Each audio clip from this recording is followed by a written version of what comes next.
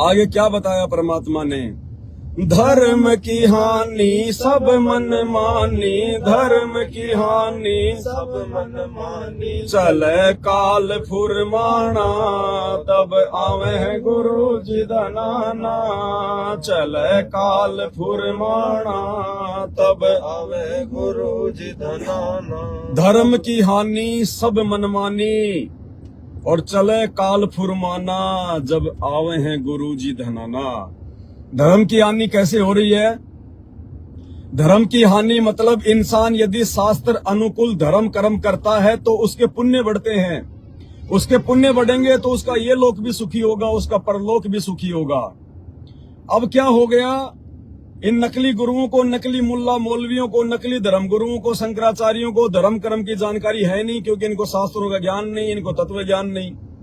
अब ये दुनिया बेचारी जाके उन पाखंड पुजारियों को धर्म करती है, वहां भंडारे करवाती है, उनको पैसा चढ़ाती है, उनको सोने चांदी के वो छत्र चढ़ाती है। जैसी साधनाएं वो लोग बता देते हैं कि ये नारियल फोड़ देना, वहां जाके धागा बांध देना है, वहां जाके 7 चक्कर काट देना, कावड़ ले आना, बद्रीनाथ चले जाना, जगन्नाथ के दर्शन किए आना। इन्होंने धर्म की जानकारी के बिना पूरी दुनिया को अधर्म पर लगा दिया। तो कहते हैं धर्म की हानि सब मनमानी।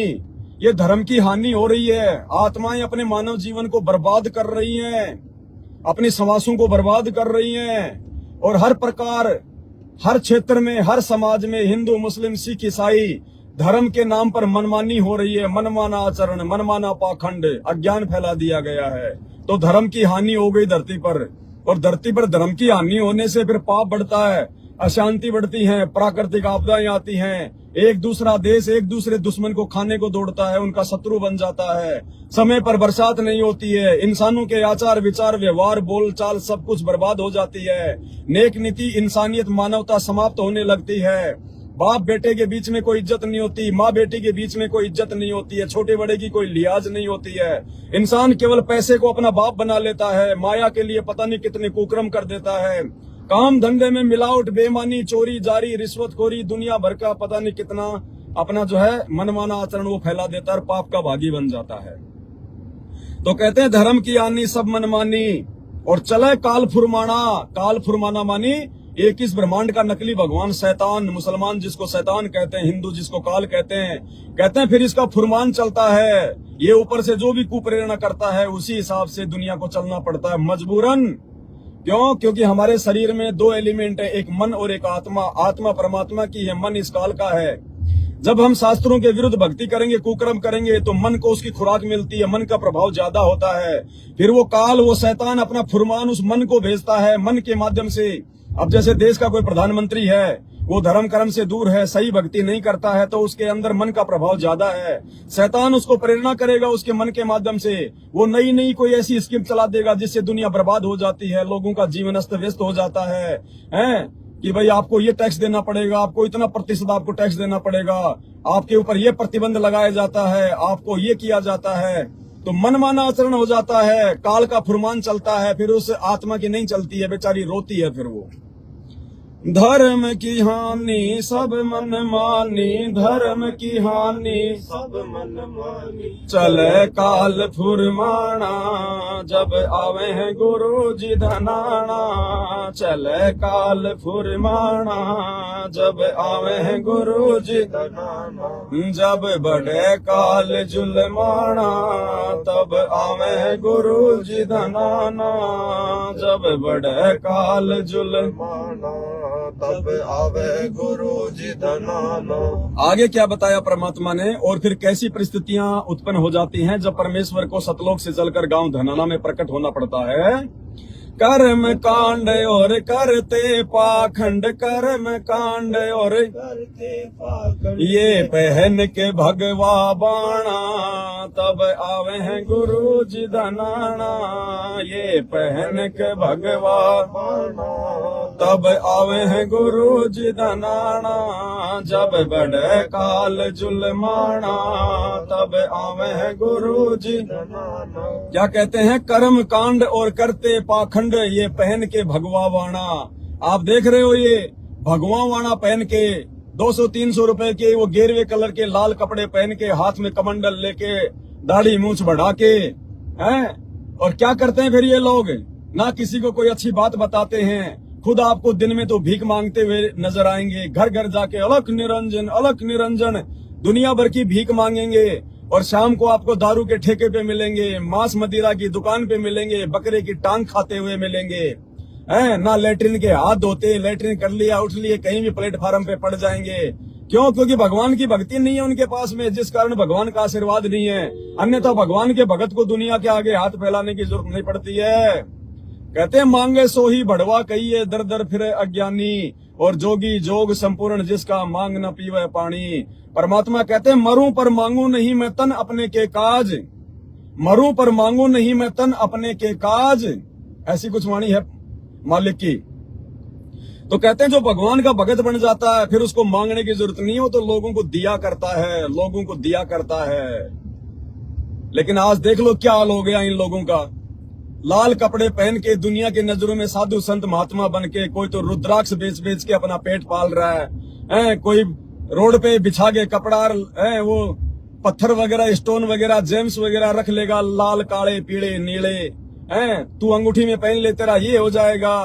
कोई आपको रोड पे खड़ा हुआ मिलेगा, दिए बाबा माता तेरे आशीर्वाद दे, माता तेरे घर में ये कर दे, माता तेरे को सुख दे रहा। अगर माता अगर तेरी गुलाम है और माता तेरे कहने से अगर मुझे सुख देगी तो पहले अपने हालत सुधार ले भाई। तू क्यों रोड पे खड़ा होके भीख मांग रहा है? अगर माता तेरे कहने से अगर चलती है तो सारा सब कुछ पाखंड फैला दिया इन साधु संतों महात्माओं ने। ये तो छोटे छोटे साधु संतों की बात है, और वो बड़े बड़े साधु संत महात्मा, वो बड़े बड़े संत महंत्र 1008 की उपाधि के अधिकारी, 108 की उपाधि के अधिकारी, महामंडलेश्वर फलाने अखाड़े का चारों शंकराचार्य, ये क्या कर रहे हैं ये? हैं? कोई आपका ये दुनिया भर के पाखंडी, कोई इनके नाम भी नहीं ध्यान आते हमारे को तो।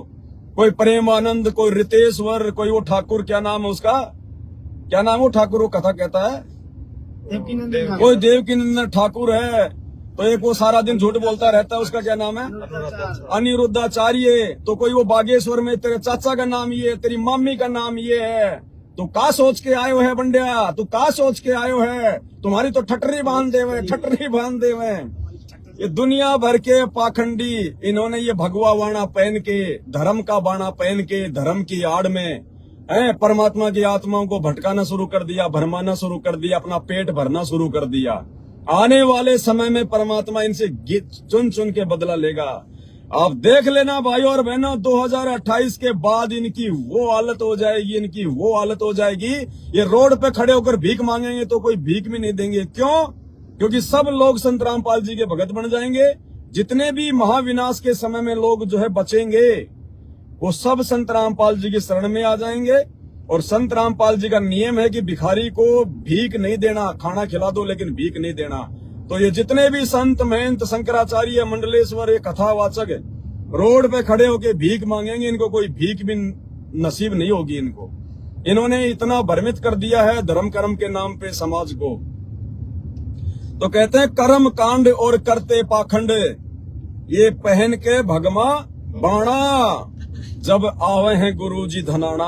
उस समय वो परमात्मा, वो कबीर भगवान, वो दयालु परमात्मा सतगुरु रामपाल जी भगवान धरती पर आते हैं, प्रकट होते हैं, अपनी आत्माओं को धर्म कर्म की सही जानकारी देते हैं, यथार्थ में गीता जी का ज्ञान देते हैं कि बच्चों गीता जी का श्लोक ये कह रहा है, भगवान कौन है, भक्ति क्या है, ब्रह्मा विष्णु महेश कहाँ तक के भगवान है, देवी देवता कहाँ तक के भगवान है, मुसलमानों का अल्लाह कौन है, हिंदुओं का भगवान कौन है, तत्वदर्शी संत कौन है, जिससे नाम उपदेश लिए बिना चाहे लाख जन्म भक्ति कर लो कोई फायदा नहीं है।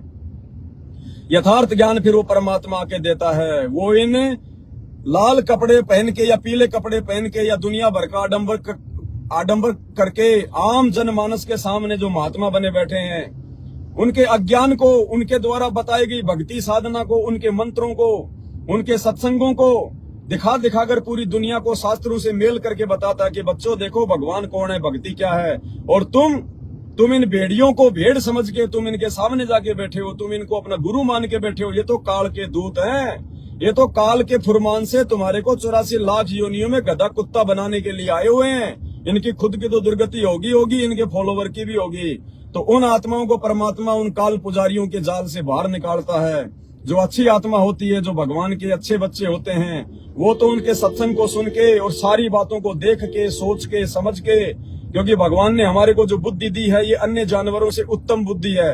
हम लोग किसी की बातें सुनकर विचार कर सकते हैं, सोच विचार कर सकते हैं, चिंतन मनन कर सकते हैं।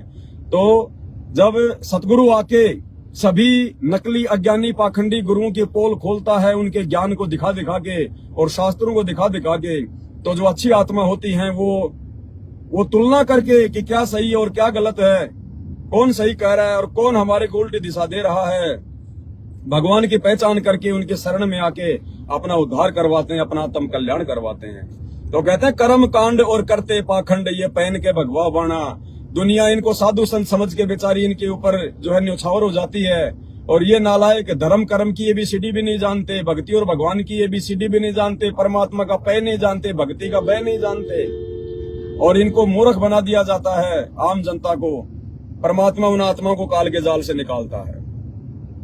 फिर क्या होता है आगे, कैसी परिस्थितियां प्रकट होती है। यहाँ से जो लोग उल्टे सीधे कुकर्म करके, उल्टी सीधी भक्ति साधना करके जब काल के हत्थे चढ़ते हैं मरने के बाद, फिर काल उनको तपस्या पे भून भून के खाता है, भून भून के खाता है उनको तपस्या के ऊपर। तपत शिला पे तड़प तड़प के, तपत शिला पे तड़प तड़प के सुन के शोर मचाना, जब आवे गुरु जी धनाना। सुन के शोर मचाना, तब आवे गुरु जी धनाना। जब बड़े काल जुलमाना, तब आवे गुरु जी धनाना। जब बड़े काल जुलमाना, तब आवे गुरु जी धनाना।